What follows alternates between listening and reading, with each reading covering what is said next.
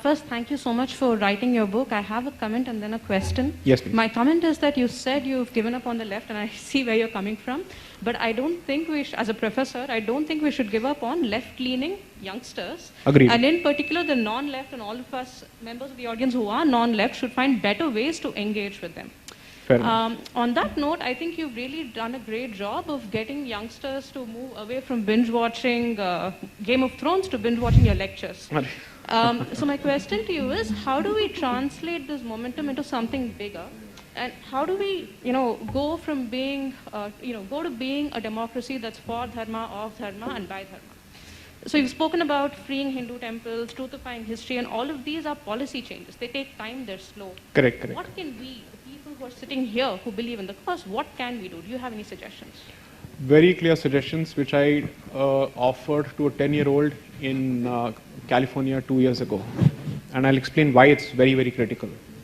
Start with, I think, 3 or 4 aspects. Since I've benefited from these suggestions, I'm in some position to say this with confidence. But before that, I completely agree with your first point. I'm not giving up on the youngsters on the left. And when I mean the left, I mean hardened, incorrigible, insufferable left, which takes a certain degree of entrenchment of position, which comes with age, right? You're beyond 30 or beyond 35 and you've decided to invest your ego into this particular issue as opposed to your mind, then that's a person I have no interest in dealing with. That's a person I'm interested in pummeling in an argument, not convincing him. I don't wish to convince you or persuade you. I will only defeat you in an argument, period. 100%. There is no point in trying to convince such people. You only tell them, you understand only this language. It's either here or there. Come here, we will talk. Period. But you have to engage with the youngsters. 100%. Because it's such a huge demographic. And from the point of view of the fact that this demographic is so vulnerable, especially through the education system, you cannot afford to give up on them. So I'm with you. Coming to the realistic suggestions. Put yourself in the shoes of a person who has a workaday life and who does not have the ability to pursue big-time causes at a macro level. What can that person do? Basic issues. One, what is it that I've started with in the book? Language, semantics, linguistics. So learn your mother tongue at the very least. Equip yourself with knowledge of your own literature at the very least. I've given this unpopular example before. I don't see why it should be unpopular. In fact, it's a backhanded compliment, so I'll repeat it. I challenge anyone to speak in Kannada with the same fluency as Asaduddin Owaisi speaks in Urdu. If you can't, he is doing something right which you aren't. Period. So start with the language. That's one. Second, I'm making the point that if you're not in a position to contribute to the Free Temple movement at the macro policy level, what is it that you can do? 2 things. In fact, 3 things.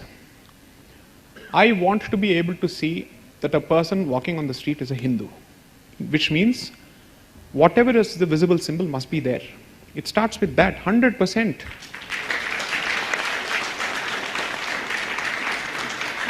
Why are visible symbols part of core tenets of other religions?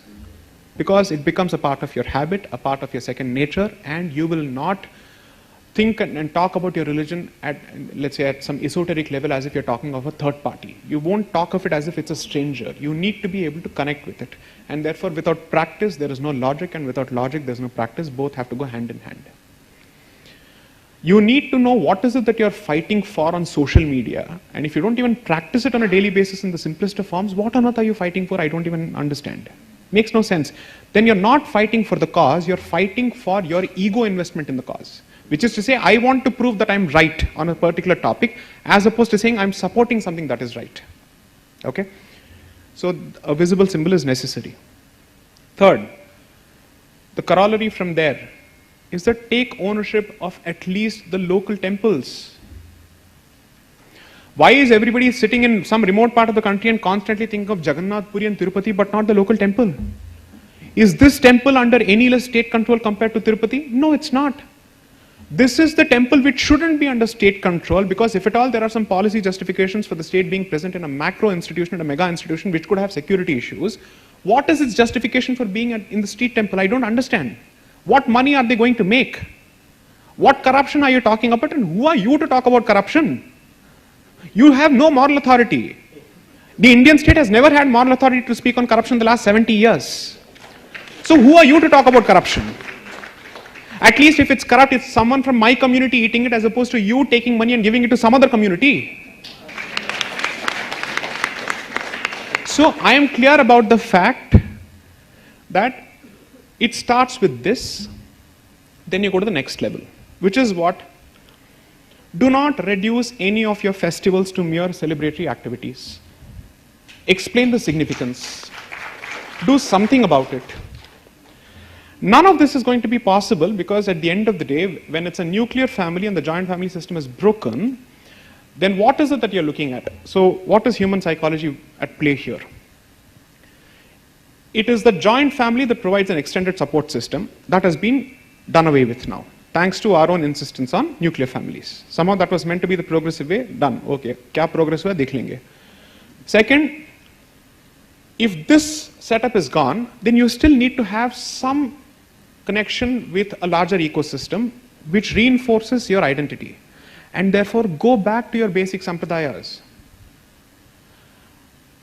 I can't think of most Hindu families which have not had a traditional guru or a traditional matha or a traditional institution that they've been connected with in one way or the other.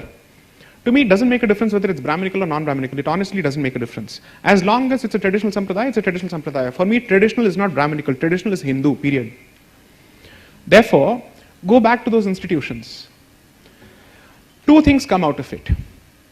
You don't feel alone when you're trying to bring up a young child and trying to instill values in it, and when you don't know how is this child going to deal with the rest of the world. Is he going to be, or is she going to be, the misfit? But when you realize that there are others, that fear comes down to a significant extent. And you also end up strengthening that particular institution, because such institutions survive on following patronage and numbers. And when the heads of such institutions are in a position to command greater respect from their following, they will be in a much better position to talk to the politicians, saying, you can keep playing politics, but don't keep playing politics with our institutions. Because they will derive confidence from the fact that the people are backing them. That is what, let's say, the so-called godmen of other institutions and other faith systems bank on. The existence of a ground support base. Tell me which of these things that I've just suggested is beyond the realm of reasonableness and practicability. I don't think it is. These are plain and simple basics. Once you're in a position to achieve this, the immediate effect that you're looking at is an enhanced attachment to your culture and a better awareness of your own institutions. So the next time when someone says, it is in your institutions there is more corruption, not in our institutions, you can actually tell them, what are you talking about? Our institutions are corrupt today largely because of entrenchment of the state. That is a fact. Because the state has an incentive to constantly attract crowds at the expense of dharma, tradition, sampradaya, ritual, practice, whatever. And therefore they will do whatever it takes to create revenue streams, ports of revenue. For them, these institutions are nothing but ports of revenue. That's it. Therefore, you will be in a much better position to argue.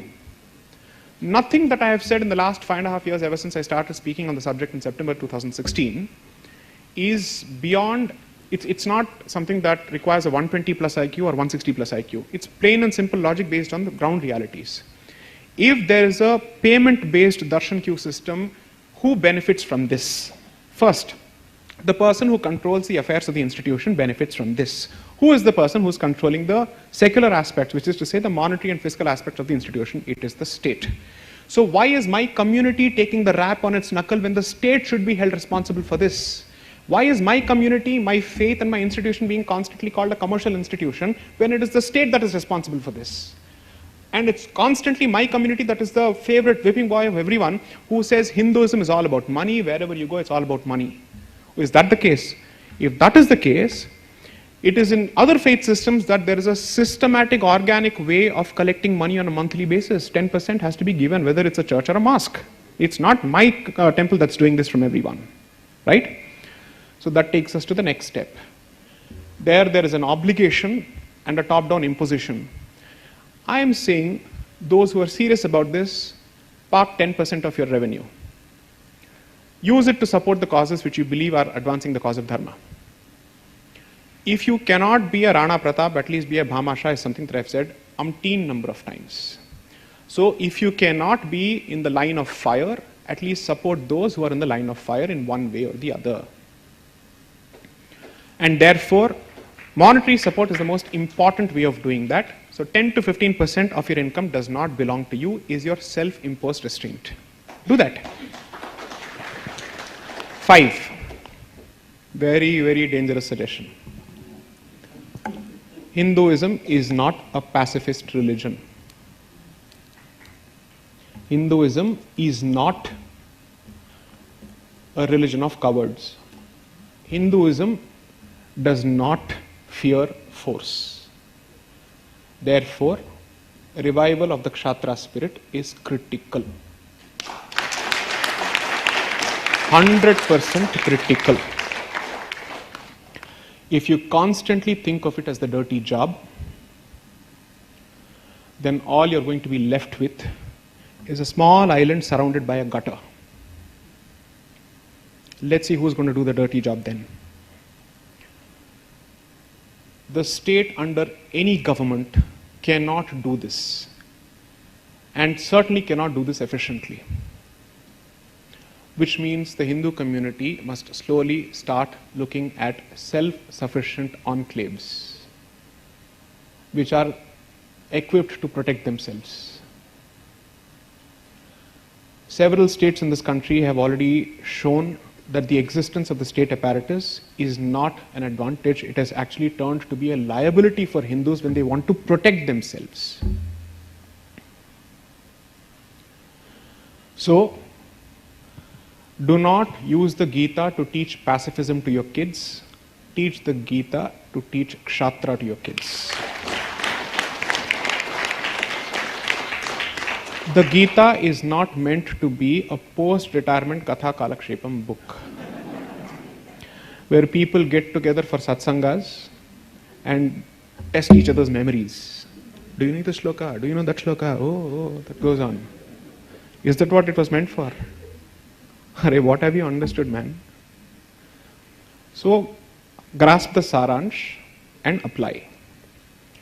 All of these are doable. None of these require state support. None of the things that I've said so far require state support.